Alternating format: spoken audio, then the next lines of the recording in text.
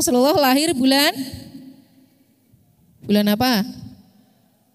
Rabiul Awal, tanggalnya insya Allah 12. Karena ada pendapat yang mengatakan 9, ada yang mengatakan 8. Tapi yang paling banyak disitir oleh ulama sejarah adalah tanggal 11 Rabiul Awal. Ya, kemudian ternyata Rasulullah itu tidak lahir pas ada huru-hara penyerangan Ka'bah, tapi jarak kira-kira 50 hari. Tapi tradisi orang Arab saat itu ketika menyikapi sesuatu itu disandarkan kepada tahun peristiwa yang tahun itu terjadi.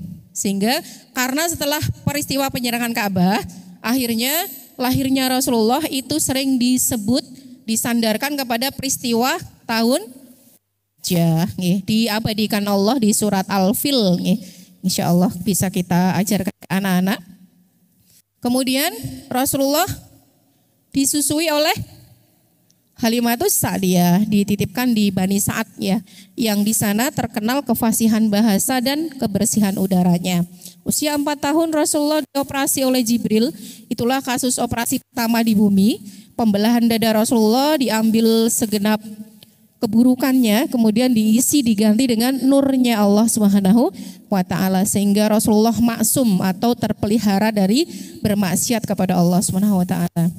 Setelah usia berapa? Pembedahan itu usia 4 tahun, kemudian usia 6 tahun Rasulullah dikembalikan kepada ibunya. Siapa nama ibunya? Sayyidatuna Aminah. Kemudian beliau diajak ke ziarah ke makam ayahnya, dan di perjalanan Sayyidatuna Aminah meninggal dunia. Lalu Rasulullah ikut siapa?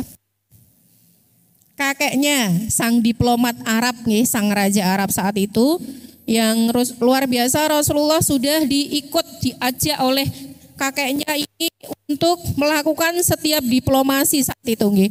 Jadi rapat-rapat para penggede Arab niku Rasulullah selalu diajak oleh kakeknya. Akhirnya kakeknya meninggal di usia 8. Usia 8 tahun kakeknya meninggal, lalu Rasulullah ikut dengan pamannya. Siapa nama pamannya? Sinten Pak? Abi Thalib, yang bahasanya nggih ekonomi ini tidak begitu mapan nggih, sehingga Rasulullah akhirnya ikut membantu pamannya dengan menggembala domba. Hingga di usia 12 tahun Rasulullah sudah ikut pamannya melakukan ekspansi dagang ekspor impor dari Mekah ke Syam. Usia berapa Bapak Ibu? 12 tahun Rasulullah sudah melakukan ekspansi dagang antar negara. Luar biasa ya. Anak-anak kita 12 tahun lagi ngapain? Lagi lulus SD. Ya, iya. Kasus terbaru itu sindrom malas sekolah terjadi di Indonesia. Karena ada yang menganggap buang-buang waktu. Karena nek lulus sekolah ora iso menghasilkan duit. Ini memprihatinkan nggih. Nah, ini harus diketahui juga oleh saudara TPA. Berikutnya setelah itu Rasulullah 12 tahun ikut pamannya tadi berdagang, kemudian di sebuah gereja ada seorang pendeta. Siapa nama pendetanya? Bahira ya, itu yang memperhatikan sejak perjalanan Rasulullah itu bersama kabilahnya, itu kok ada awan sing menaungi gitu. Ada awan yang menaungi kabilah ini. Akhirnya sama pendeta Bahira menika dipinarake semua, dijamin makan di dalam gereja. Di dalam gereja mereka dijamin makan. Kafilah ini lalu ditanya satu-satu sama Bahira. Terus Bahira bertanya, adakah anggota kalian selain yang ada di sini? Ada. Di mana? Di luar. Dia anak kecil yang kami tugaskan untuk menunggu barang-barang. Bolehkah saya bertemu dengannya? Kata Bahira. Oh boleh, silahkan. Akhirnya Bahira mengetes Nabi Muhammad dengan 2 pertanyaan. Yang pertama, aku bersumpah demi Lat dan Uz. Lata dan Uzza. 2 patung ini paling diagungkan, sehingga ketika seseorang saat itu bersumpah dengan 2 patung ini tidak mungkin berbohong. Kemudian Nabi Muhammad kecil saat itu menjawab, jangan sebut nama patung itu, aku tidak menyukainya. Kemudian Bahira mengatakan, oh ini bukti pertama, bahwa dia adalah nabi. Kemudian Mbah Hira melakukan sebuah kenekatan karena di dalam kitab mereka sudah dijelaskan ada tanda kenabian di punggung ya, ketika memang dia seorang nabi. Yang ada mengatakan seperti benjolan daging yang berbulu warnanya merah di punggung setiap nabi yang Allah utus di bumi. Kemudian Mbah Hira berkata kepada Rasulullah, maaf apakah aku boleh melihat punggungmu? Dan Rasulullah mengatakan silahkan. Dan saat itulah subhanallah, dia benar-benar nabi. Dan dia mengatakan kepada paman nabi tadi bahwa ini anak ini adalah calon nabi. Dan kalau kamu membawanya berjalan sangat berbahaya, maka pulanglah kalian. Disuruh pulang lagi ke negaranya. Karena tadi banyak yang akan memuji Rasulullah. Setelah itu di usia 14 tahun, tapi di buku sejarah yang lain ada yang mengatakan 30 tahun, Rasulullah sudah terlibat sebuah peperangan antar suku atau disebut Habul Fijar. Peristiwa pemindahan Hajar Aswad. Saat itu Ka'bah habis diperbaiki karena ada banjir Nabi Nuh itu habis diperbaiki. Saat itu kan sebelum itu kan ada penimbunan Zam-Zam ya. Wah, dan lain sebagainya sebelum lahirnya Rasulullah ini ya. Paman beliau yang menemukan dan kakeknya itu ya. Kemudian beliau kebetulan datang ke masjid dan ada orang yang sebelum itu mengatakan sebentar lagi ada seorang pemuda yang sangat jujur, yang kompeten. Kita akan meminta tolong kepadanya untuk berpendapat. Akhirnya Rasulullah benar masuk ke masjid dan dimintai pendapat. Sing tadinya rebutan tadi, dua suku tadi kemudian mengatakan, gimana pendapatmu wahai Muhammad? Kemudian Rasulullah meminta satu perwakilan untuk membentangkan sorbannya dan Hajar Aswad ditaruh di tengah. Dan perwakilan antar suku memindahkan Hajar Aswad itu pada tempatnya semula. Saat itulah Rasulullah mendapatkan gelar Al-Amin atau orang yang dapat dipercaya. Dan saat itu luar biasa Bapak Ibu, sekedar menggembala kambing, tapi Rasulullah dipercaya oleh seantero penduduk Mekah. Jadi orang-orang kafir yang mboten beriman itu tetap menitipkan kambing-kambingnya kepada Rasulullah SAW. Nek arep bepergian wahai Muhammad, aku nitip kambingku, sampai begitu. Saking terkenalnya Al-Amin ya. Kemudian di usia 18 tahun Rasulullah mulai berdagang sampai usia 22 tahun ya. Dan beliau kemudian melamar menjadi seksi pemasarannya Khadijah di usia 22 tahun. Dan ketika Khadijah meminta kepada siapa yang nembung kepada Rasulullah untuk menikah? Iya, kita insya Allah bertetangga dengan mereka di surga ya Bapak Ibu ya. Jadi ampun awal untuk kembali menginvestasikan waktu kita membaca sejarah kehidupan beliau yang luar biasa, banyak sekali makna yang tersirat di dalamnya. Ya Rasulullah kemudian melamar Khadijah, menyetujui permintaan Khadijah untuk menjadi suaminya dan melamar Khadijah dengan 20 ekor unta merah.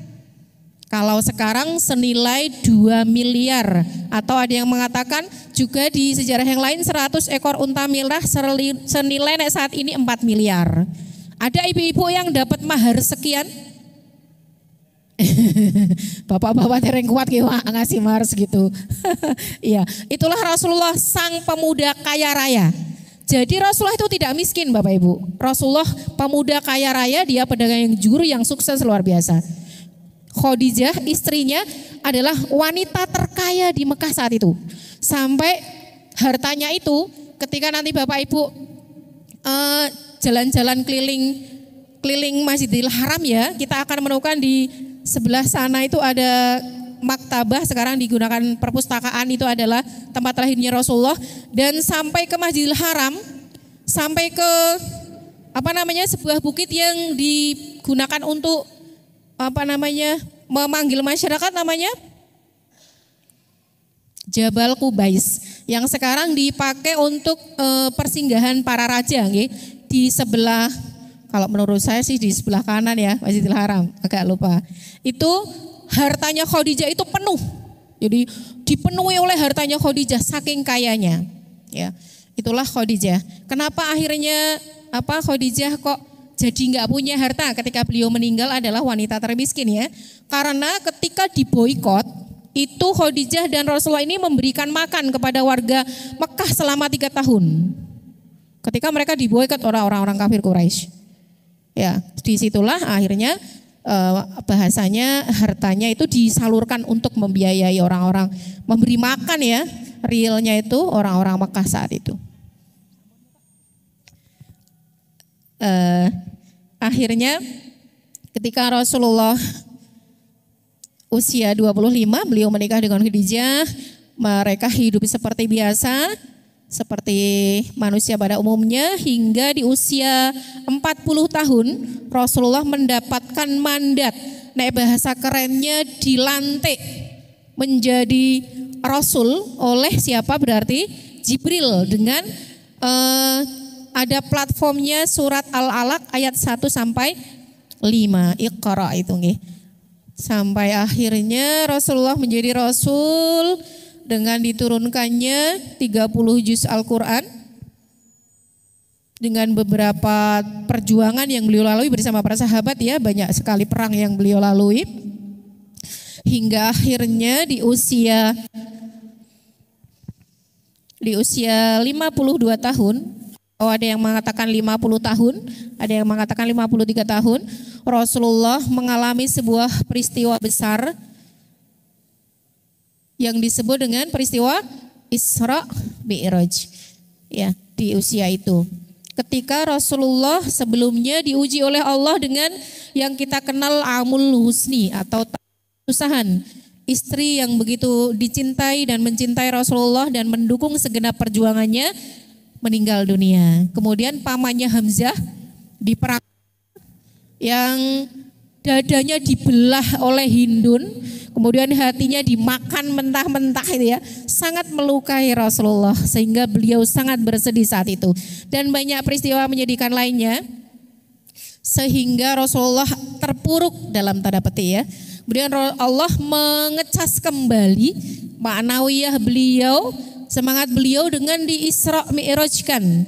Ya, diabadikan oleh Allah di surat Al-Isra ayat 1. Subhanalladzi asra bi'abdihi lailam minal masjidil harami ilal masjidil aqsal ladzi barakna haulah. Ya, kata barakna haulah menika direalkan oleh Allah.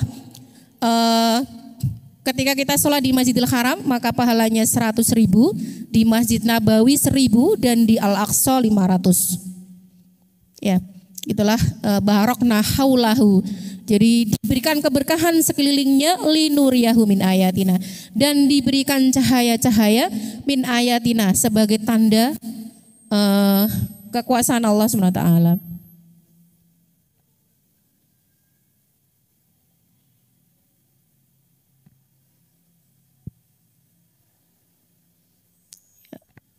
Termasuk ujiannya itu termasuk yang Rasulullah hijrah ke Taif itu ya.